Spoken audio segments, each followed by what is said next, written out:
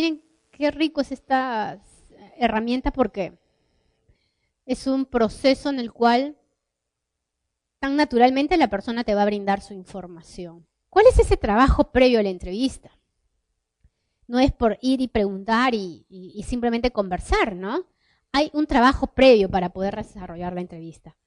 En primer lugar, debe haber una cultura y el compromiso de trabajo dentro de su centro laboral. Claro, si te envía alguien una información, si te comparte información, debe de ser confidencial. Debe de ser con un objetivo de mejora, no debe de ser con un objetivo de regar esa información por otros medios, ¿no? Sino que debe de haber una cultura del compromiso, del respeto de la sensibilidad humana hacia la otra persona. Es decir, si tú tienes un grupo de personas que la percepción que se tiene de ellos es distorsionada, tratar de conversar con ellos para poder cuantificar por qué es así esa situación. También la imagen institucional. Hay empresas que su sistema de diagnóstico de necesidades de capacitación es constante, siempre están, digamos, capacitando.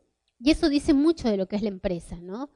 Por ejemplo, IBM tiene una cultura de capacitación muy buena, ¿no? Cada empresa, industria minera de ustedes debe de conocer cuál es su fuerte en capacitación. Luego, la comunicación organizacional, que debe de fluir interpersonal e intrapersonal.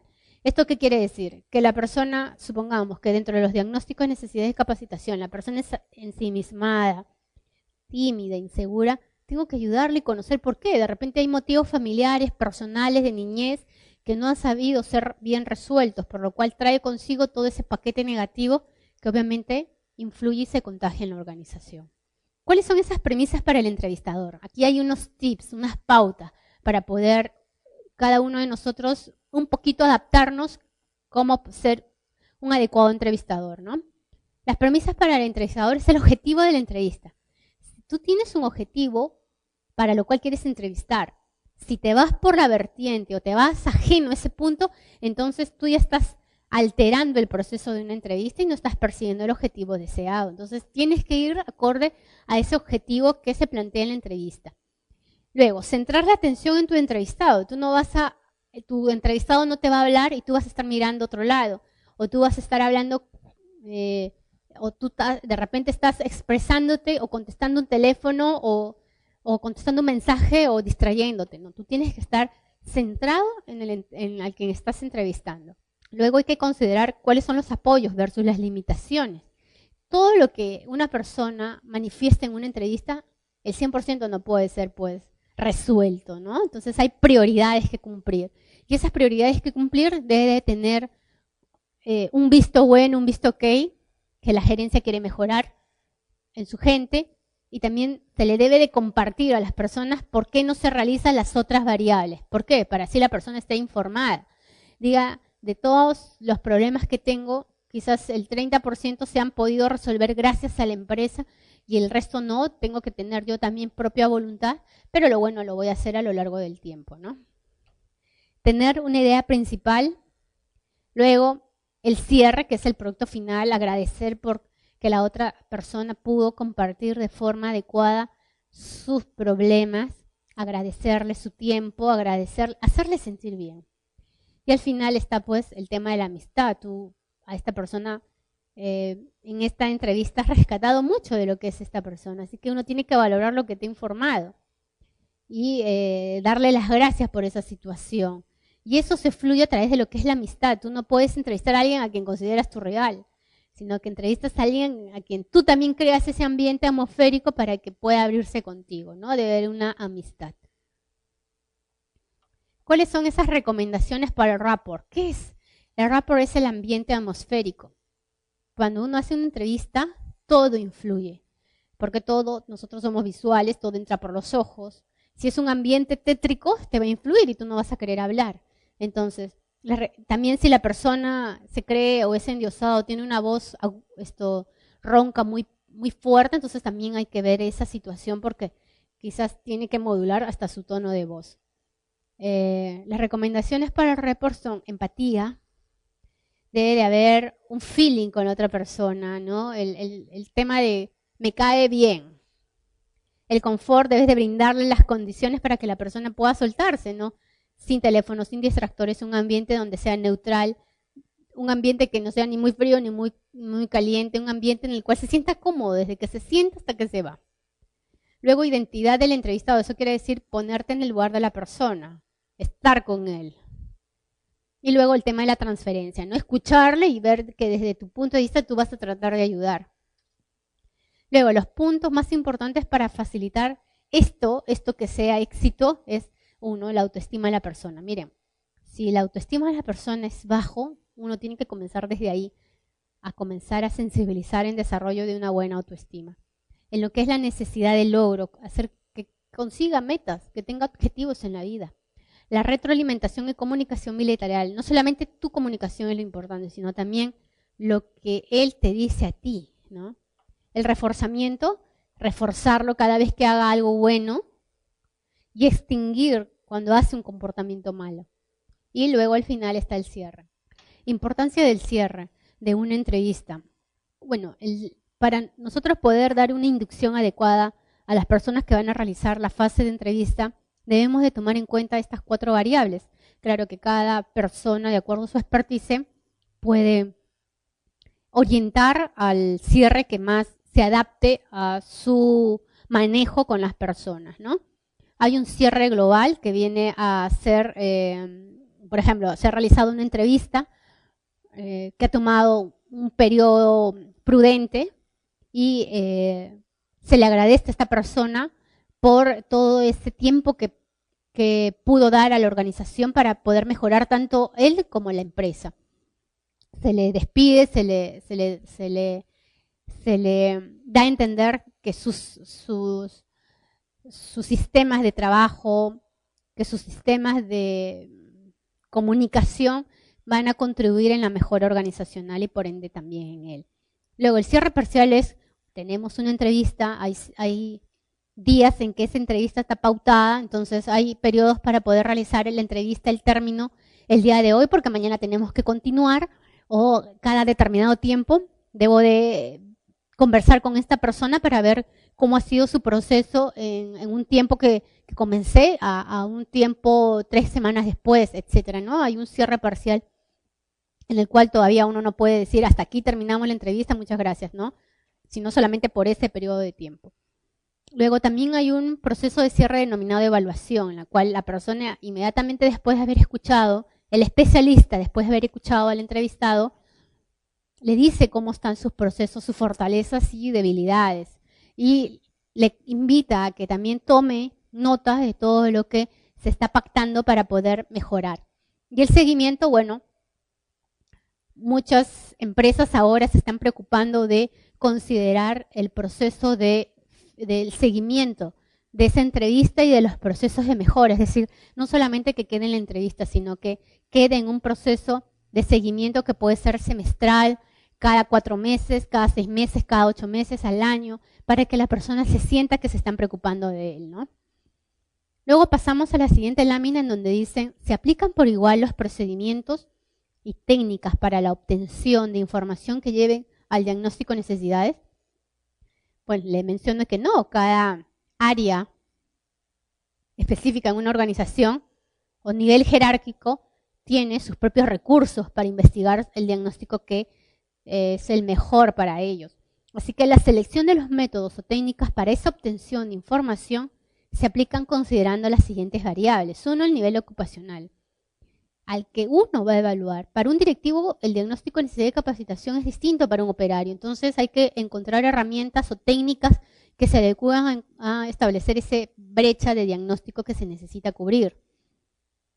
Así que dice que el nivel ocupacional al que uno va a evaluar, ya sea directivo, gerencial o mandos medios, o puede ser administrativo o operario, hay diferentes formas para poder llevar a cabo.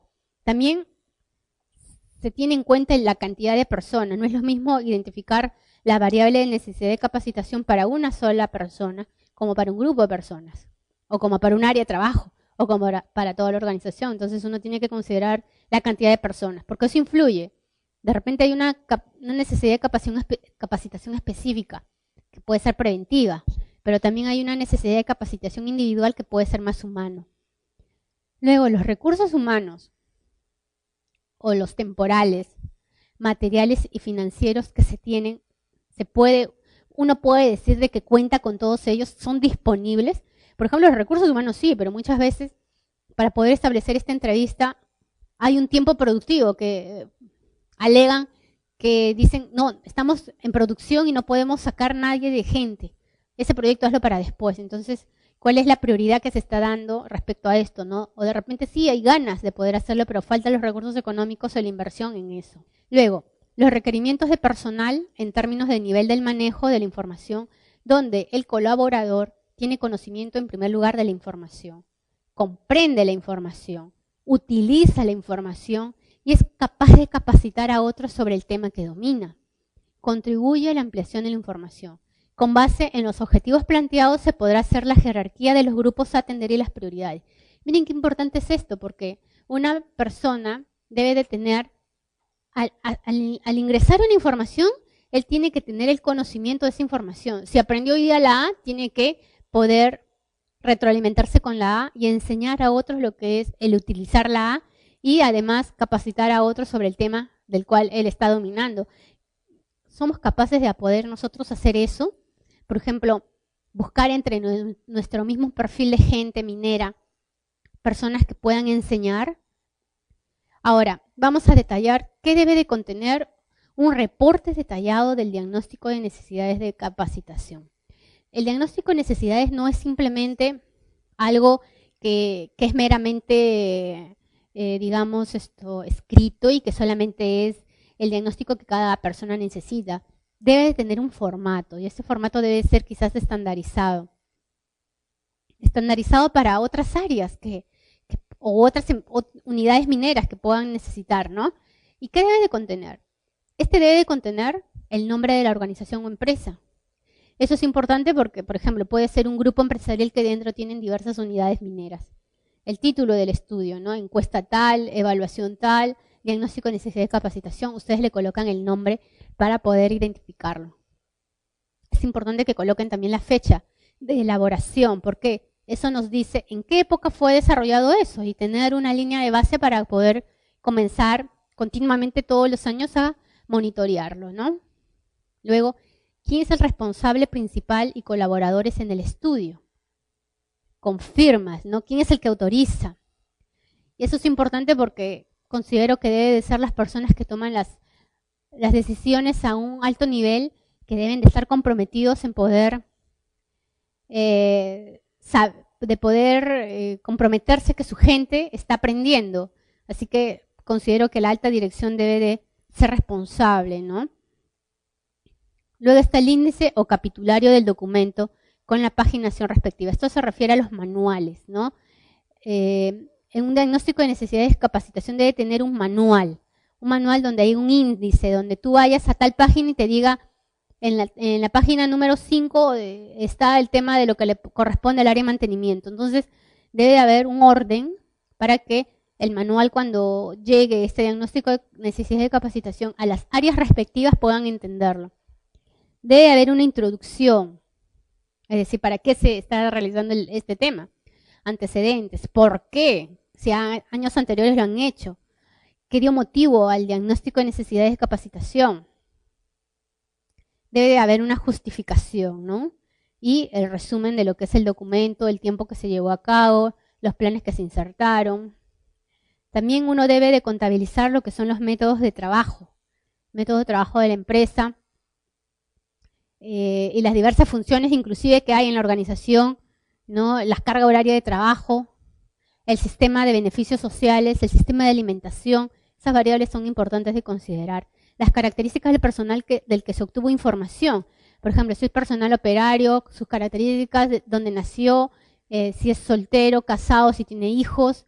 Estas variables son importantes porque también nos dice si la persona va a estar preparada para poder pasar por un proceso de capacitación y él puede entenderlo, ¿no?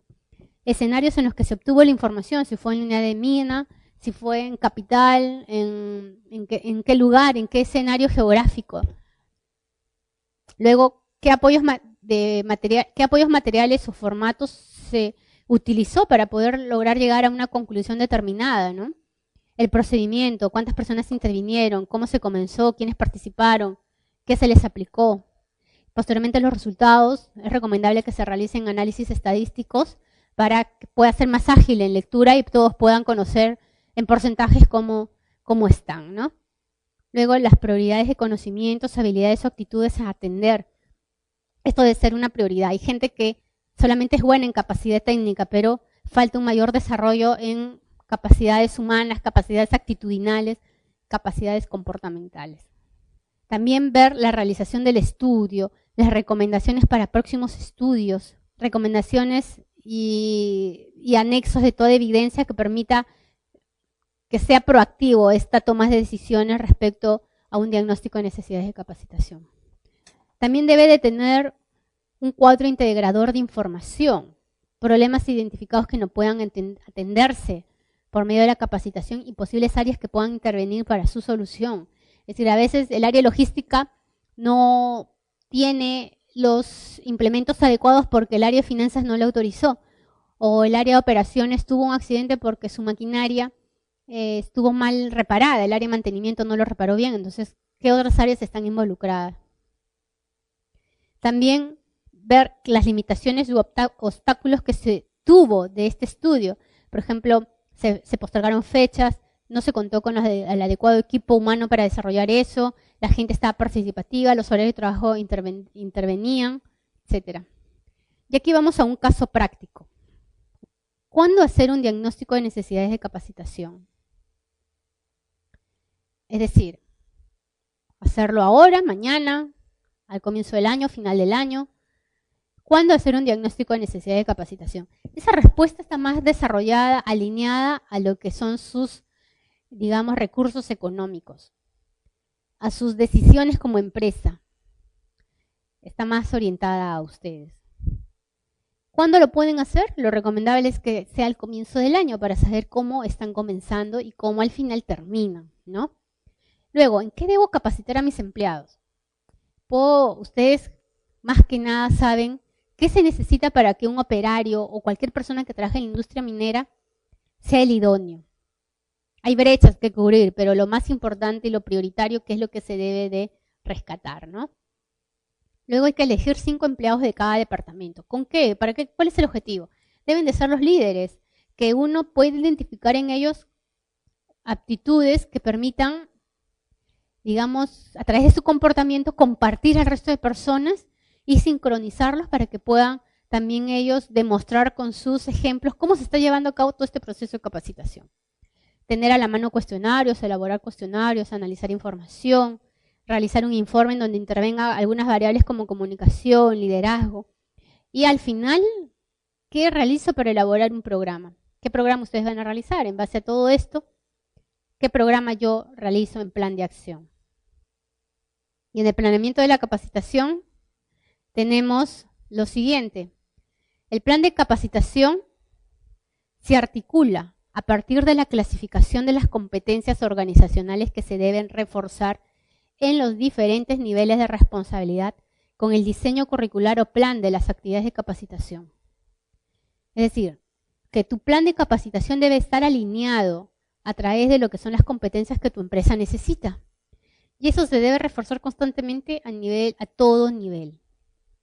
Por ejemplo, hay competencias que están relacionadas a un sentido denominado, que algunas personas lo tienen o algunas empresas lo poseen, bajo, medio o alto.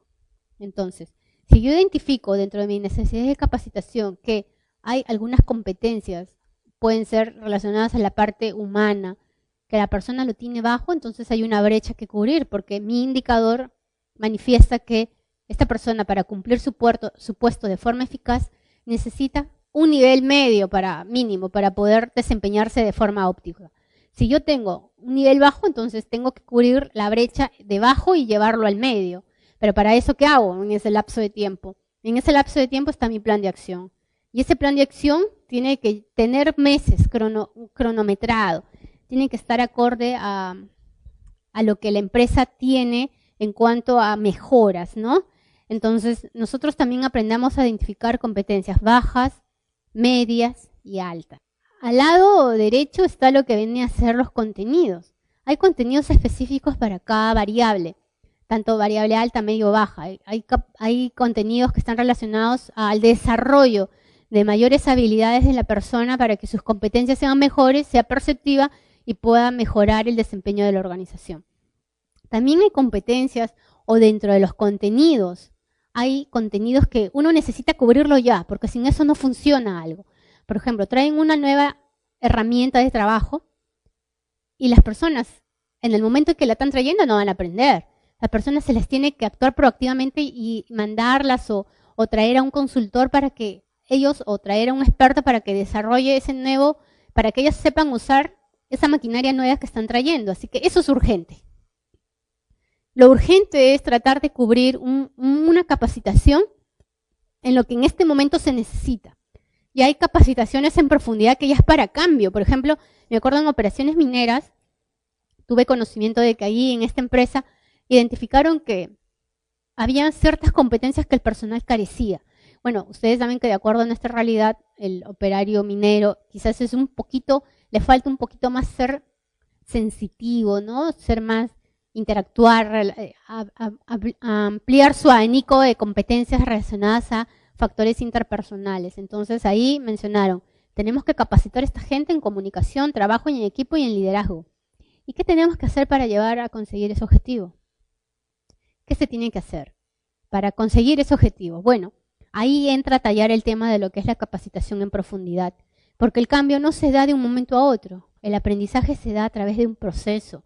Hay personas que sí te pueden entender porque están en la capacidad de poder hacerlo, pero hay personas que el mismo contenido de capacitación demoran en asimilarlo en unos meses. Hay personas que a veces influye inclusive lo que es la edad cronológica, ¿no? Hay una edad cronológica que ya limita a la persona. Hay personas que tienen una edad cronológica prudente, que puede estar en el rango de 30 o 40 años, sin embargo, la madurez mental, emocional, está ganándole. Entonces, es una persona que no está atenta.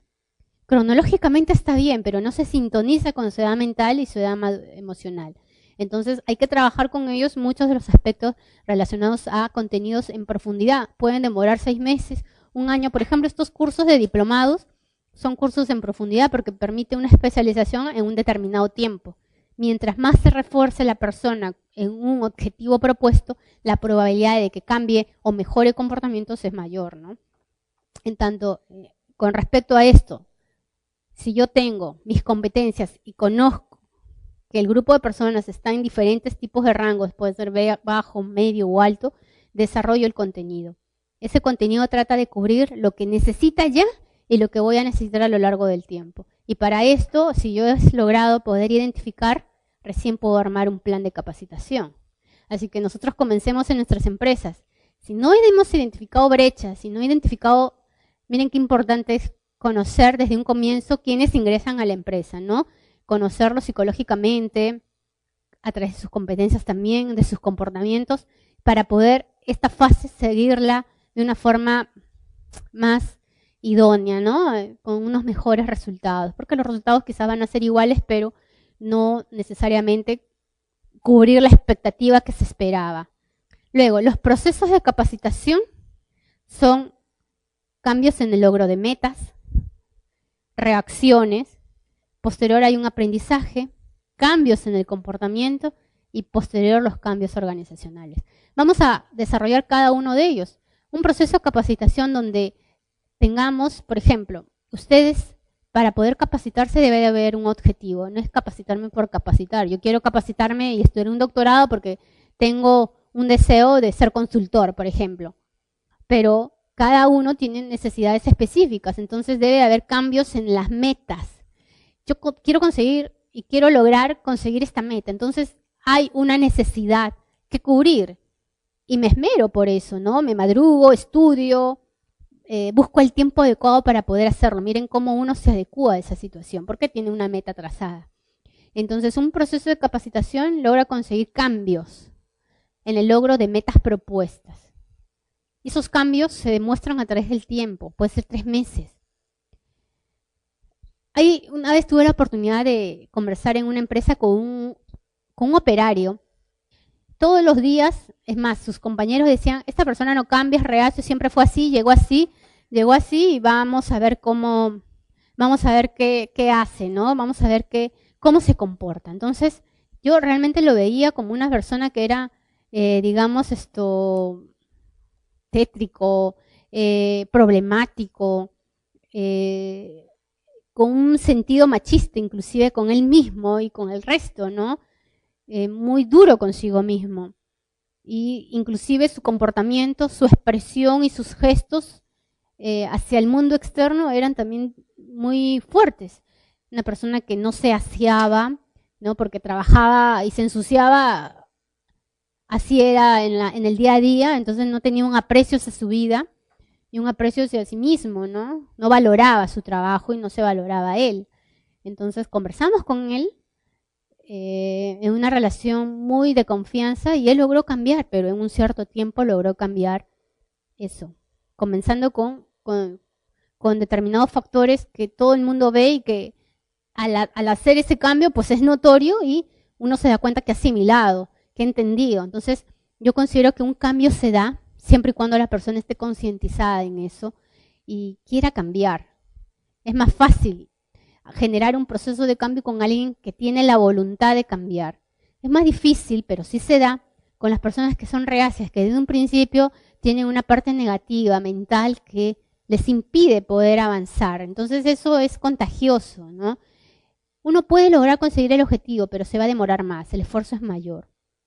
Así que es importante que cada uno tiene un objetivo y trate de cumplir ese objetivo. Luego entra lo que son las reacciones.